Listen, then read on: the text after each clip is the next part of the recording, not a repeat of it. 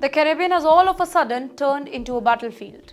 United States President Mr. Donald Trump has ordered a US military strike near Venezuela. And let me tell you, the operation has already left 4 people dead. According to Pentagon chief Mr. Pete Hegseth, the target was no ordinary vessels. It was allegedly a drug cartel boat that was linked to terror networks, carrying narcotics alongside one of the busiest smuggling routes to the US. Washington insists that this was not just any anti-narcotics raid. The Trump administration has gone a step further, declaring an armed conflict with cartels. Basically, let me simplify this for you. Trump is claiming wartime powers, saying that killing cartel operatives at the sea is not murder. It's a lawful act of war.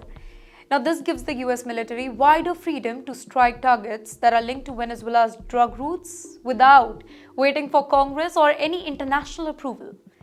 But here's the twist. Caracas is not buying this narrative. Of course, their president, Mr. Nicolas Maduro, is calling it a thinly veiled excuse for regime change. Within hours of the strike, he mobilized troops, deployed warships and aircraft, and accused Washington of trying to provoke a regional war. Venezuelan's radar even picked up 5 US fighter jets flying dangerously close to its coast, an act that Caracas calls outright provocation. Now, this really matters because this isn't just about one boat. The US has launched a series of lethal strikes in the Caribbean in the recent weeks, almost all of them targeting vessels with Venezuelans link. Washington says that it is dismantling drug cartels. In the meantime, Maduro says this as America who's tightening a noose around his government. And let's not forget here, Venezuela holds some of the largest oil reserves in the world.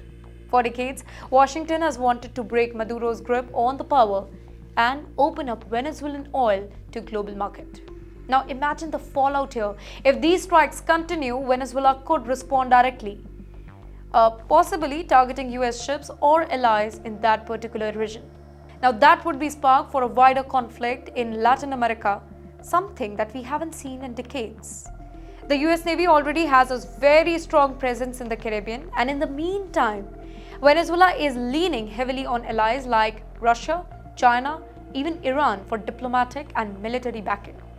So here's the question, is this truly about stopping cocaine shipment, or is it opening a new chapter, a chapter of much larger geopolitical showdown? Because if Trump keeps on pushing, Maduro might just push back. And when two strong men lock horns, history tells us it really ends quietly.